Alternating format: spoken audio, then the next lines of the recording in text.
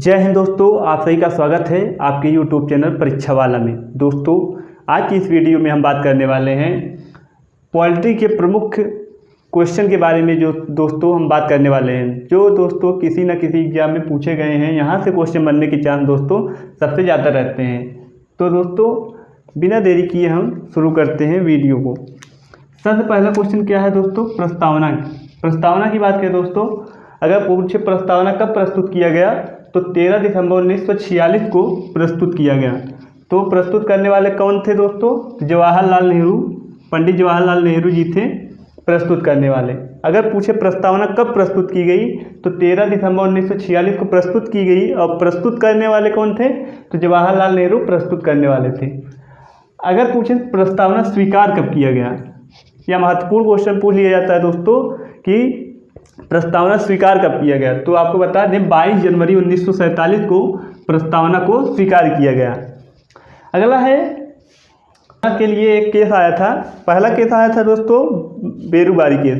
इसमें ये हुआ था कि इसमें संशोधन नहीं किया जा सकता, प्रस्तावना में संशोधन नहीं किया जा सकता बेरुबारी केस में, यह निर्णय आया। और उसके बाद एक केस आया केशवानंद भारती बनाम केरल राज्य, जो कि 1973 में आया। इसमें दोस्तों यह निर्णय आया कि प्रस्तावना में संशोधन हो सकता है, लेकिन उसके आधारभूत ढांचे का उल्लंघन नहीं होना चाहिए। इस केस में आया था। प्रस्तावना से संबंधित केस कौन सा है दोस्तों? केशवानंद भारती वर्सेस केरल राज्य, जो कि 1973 में आया था। इसमें दोस्तों यह निर्णय आया कि प्रस्तावना में संशोधन किया जा सकता है, लेकिन इसके प्रस्तावना के आधारभूत ढांचे का उल्लंघन नहीं होना चाहिए। और दोस्तों यह सबसे बड़ी बैच थी। इसमें दोस्तों 13 जजों की बैच बैठी थी, जो कि निर्णय किस में आया था दोस्तों? 7-6 के बीच में निर्णय आया था। 7 पक्ष में थे और 6 विपक्ष में थे। अब बात करें दोस्तों 24 अप्रैल 1973 को यह माना गया कि प्रस्तावना संविधान का अंग है। कब माना गया दोस्तों? 24 अप्रैल 1973 को माना गया प्रस्तावना संविधान का अंग है, इसमें संशोधन किया जा सकता है। अगर बात करें दोस्तों प्रस्तावना की भाषा कहाँ से लिया गया है दोस्तों? यह ऑस्ट्रेलिया से लिया गया है। प्रस्तावना की भाषा कहाँ से लिया गया है? ऑस्ट्रेलिया से। अगर प्रस्तावना का विचार कहाँ से लिया गया है दोस्तों? तो अमेरिका से लिया गया है प्रस्तावना का विचार कहाँ से लिया गया है दोस्तों? अमेरिका से लिया गया है। और भाषा, प्रस्तावना की भाषा पूछे तो प्रस्तावना की भाषा कहाँ से लिया गया है? ऑस्ट्रेलिया से प्रस्तावना की भाषा लिया गया है। प्रस्तावना में पहली बार संशोधन कब किया गया, इसकी बात करें या दोस्तों महत्वपूर्ण क्वेश्चन पूछ लिया जाता है कि प्रस्तावना में पहली बार संशोधन कब किया गया। तो आपको बता दें प्रस्तावना में पहली बार संशोधन 42वां संविधान संशोधन 1976 में यह पहली बार संशोधन हुआ प्रस्तावना में। इसमें दोस्तों 3 शब्द जोड़े जाते हैं। कौन कौन से शब्द दोस्तों?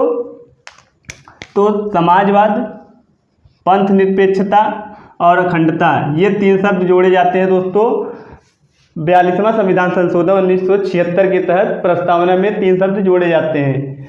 अगर पूछे दोस्तों पहली बार संशोधन प्रस्तावना में कब किया गया, तो 1976 में पहली बार संशोधन किया गया था प्रस्तावना में।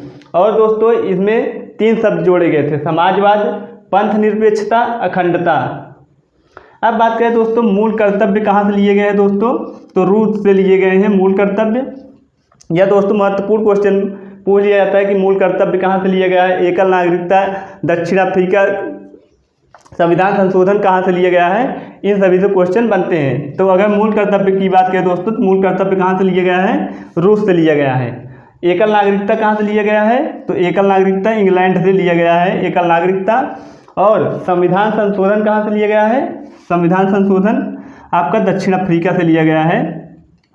और संविधान संशोधन किस आर्टिकल में है? तो आर्टिकल 368 में। यह पूछा गया क्वेश्चन है कि संविधान संशोधन किस आर्टिकल में है? तो आर्टिकल 368 में संविधान संशोधन की प्रक्रिया को रखा गया है। अब बात करें राज्य के नीति निर्देशक तत्व की। राज्य के नीति निर्देशक तत्व की विचार कहाँ से लिया गया है? तो आयरलैंड से लिया गया है राज्य के नीति निर्देशक तत्व को। राज्य के निर्देशक तत्व किस भाग में है, इसकी बात करें दोस्तों तो भाग 4 में है। किस भाग में है दोस्तों? राज्य के निर्देशक तक तो भाग 4 में है। आर्टिकल की बात करें तो आर्टिकल 36 से लेकर 51 तक राज्य के निर्देशक तत्व की व्याख्या की गई है। और भाग किस में? भाग 4 में राज्य के निर्देशक तत्व हैं। अगला है दोस्तों साइमन कमीशन का गठन कब किया गया? अगर पूछे साइमन कमीशन का गठन कब किया गया तो 1927 में साइमन कमीशन का गठन किया गया। और अगर पूछे भारत में साइमन कमीशन कब भारत आया तो 1928 में साइमन कमीशन भारत आया। अगला क्वेश्चन है पूना पैक्ट। दोस्तों पूना पैक्ट कब हुआ तो 1932 में पूना पैक्ट हुआ। कहाँ पे? तो यरवदा जेल पुणे में पूना पैक्ट होता है। और किसके बीच होता है दोस्तों? गांधी जी और भीमराव अम्बेडकर जी के बीच होता है पूना पैक्ट। किसके किसके बीच? गांधी जी और भीमराव अम्बेडकर के बीच पूना पैक्ट होता है। और कब हुआ तो 1932 में यरवदा जेल पुणे में होता है पूना पैक्ट। अब बात करते हैं अगला है दोस्तों आपात उपबंध। आपात उपबंध किस में है? भाग 18 में है। भाग की बात करें दोस्तों भाग 18 में आपात उपबंध है। और अनुच्छेद कहाँ से लेकर 352 से लेकर 360 तक आपात उपबंध का व्याख्या की गई है। अनुच्छेद 352 से लेकर 360 में। अगर बात करें राष्ट्रीय आपात की तो राष्ट्रीय आपात किसमें है? तो आर्टिकल 352 में राष्ट्रीय आपात है, जो कि अब तक कितनी बार लग चुका है? 3 बार राष्ट्रीय आपात लग चुका है। कितनी बार दोस्तों राष्ट्रीय आपात कितनी बार लगा है? 3 बार अब तक लग चुका है। और राष्ट्रीय आपात किस आर्टिकल में है? 352 में, आर्टिकल 352 में है। राष्ट्रीय आपात की राष्ट्रपति आपात की बात करें तो राष्ट्रपति आपात किसमें है? आर्टिकल 356 में। वित्तीय आपात अगर पूछे दोस्तों तो वित्तीय आपात किस आर्टिकल में है? आर्टिकल 360 में वित्तीय आपात है। अगला क्वेश्चन यहाँ से बनता है दोस्तों भारत के पहले वायसराय कौन थे? तो भारत के पहले वायसराय कौन थे? तो कैनिंग भारत के पहले वायसराय थे। यह दोस्तों महत्वपूर्ण क्वेश्चन बनता है।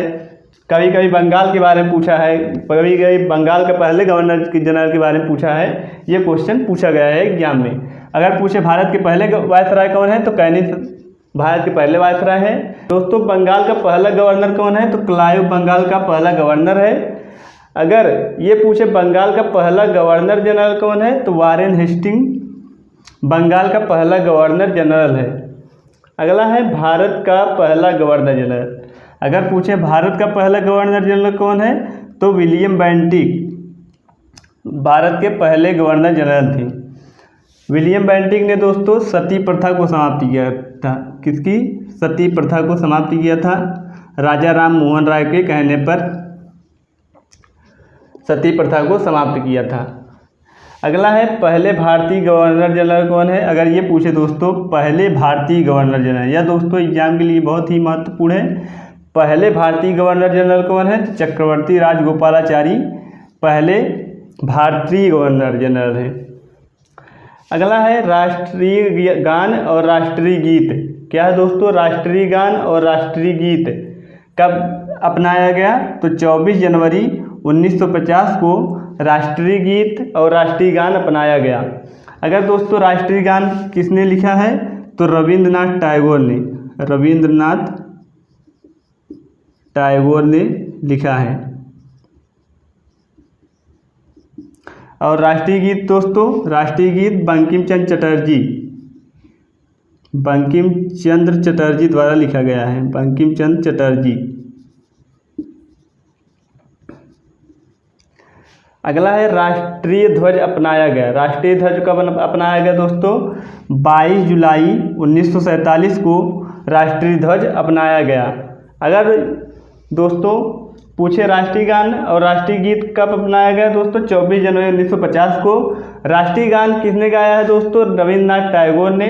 और अगर ये पूछे राष्ट्रीय गीत किसने गाया तो बंकिम चंद्र चटर्जी द्वारा इसे गाया गया है। अगला है राष्ट्रीय ध्वज कब अपनाया गया। अगर ये पूछे राष्ट्रीय ध्वज कब अपनाया गया तो 22 जुलाई 1947 को राष्ट्रीय ध्वज अपनाया गया। अगर पूछे राष्ट्रीय ध्वज का डिजाइन किसने तैयार किया तो दोस्तों आपको बता दे पिंगली वकैया द्वारा राष्ट्रीय ध्वज का डिजाइन तैयार किया गया। अगला क्वेश्चन है दोस्तों, संविधान सभा में कुल महिला सदस्यों की संख्या कितनी थी? यह दोस्तों सबसे महत्वपूर्ण क्वेश्चन है। संविधान सभा में कुल महिला सदस्यों की संख्या कितनी थी? तो 15 कुल महिला सदस्यों की संख्या थी। अगर ये पूछे कि सर्वाधिक महिला सदस्य कहाँ से थी, तो उत्तर प्रदेश से सर्वाधिक महिला सदस्य थी लोक संविधान सभा में। अगला है निर्वाचन आयोग। निर्वाचन आयोग की बात करें दोस्तों, निर्वाचन आयोग यह एक संवैधानिक निकाय है। यह किस आर्टिकल में है निर्वाचन आयोग? तो आर्टिकल 324 में इसका उल्लेख किया गया है निर्वाचन आयोग का। अगर पूछे निर्वाचन आयोग की स्थापना कब हुई, तो 25 जनवरी 1950 को निर्वाचन आयोग की स्थापना की गई थी। कब की गई दोस्तों? 25 जनवरी 1950 को निर्वाचन आयोग की स्थापना की गई थी। अगर इसका कार्यकाल कितना होता है दोस्तों, तो इसका कार्यकाल 6 वर्ष या 65 वर्ष जो भी इसमें पहले हो, इसका कार्यकाल होता है। अगर इसके निर्वाचन की बात करें दोस्तों, नियुक्ति की, निर्वाचन आयोग की नियुक्ति की बात करें दोस्तों, राष्ट्रपति द्वारा इसकी नियुक्ति की जाती है। किसके द्वारा दोस्तों? राष्ट्रपति के द्वारा इसकी नियुक्ति की जाती है। अब पूछे अगर इसके निर्वाचन आयोग के फर्स्ट चुनाव आयुक्त कौन थे? फर्स्ट चुनाव आयुक्त की बात करें दोस्तों, तो सुकुमार सेन फर्स्ट चुनाव आयुक्त थे। निर्वाचन आयोग के फर्स्ट चुनाव आयुक्त सुकुमार सेन थे। अगर ये पूछे कि पहली महिला चुनाव आयुक्त कौन थी, तो आपको बता दें रमा देवी पहली महिला चुनाव आयुक्त थी निर्वाचन आयोग की। अगर वर्तमान की पूछे तो वर्तमान में कौन है, तो राजीव कुमार वर्तमान में चुनाव आयुक्त हैं निर्वाचन आयोग की। अगला क्वेश्चन ये बनता है दोस्तों कि कितने मौलिक अधिकार केवल भारतीयों को प्राप्त हैं? यह दोस्तों सबसे महत्वपूर्ण क्वेश्चन है, एग्जाम में पूछा गया है कितने मौलिक अधिकार केवल भारतीयों को प्राप्त हैं। तो आपको बता दें 5 मौलिक अधिकार केवल भारतीयों को प्राप्त हैं। कितने आर्टिकल दोस्तों? 5 आर्टिकल केवल भारतीयों को प्राप्त हैं। और कौन कौन से? Article 15, article 16, article 19, article 29, article 30।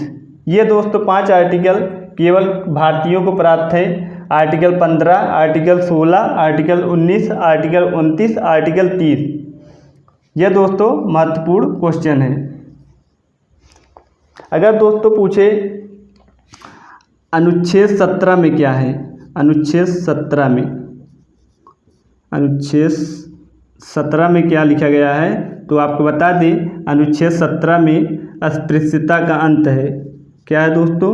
अस्पृश्यता का अंत। किस आर्टिकल में अस्पृश्यता का अंत? अनुच्छेद 17 में अस्पृश्यता का अंत है। ये दोस्तों रहे पॉलिटी के महत्वपूर्ण क्वेश्चन जो कि एग्जाम के लिए बहुत ही महत्वपूर्ण है। आज की वीडियो हमारी कैसी लगी कमेंट बॉक्स में ज़रूर बताइएगा। मिलते हैं अगली वीडियो में, तब तक के लिए जय हिंद।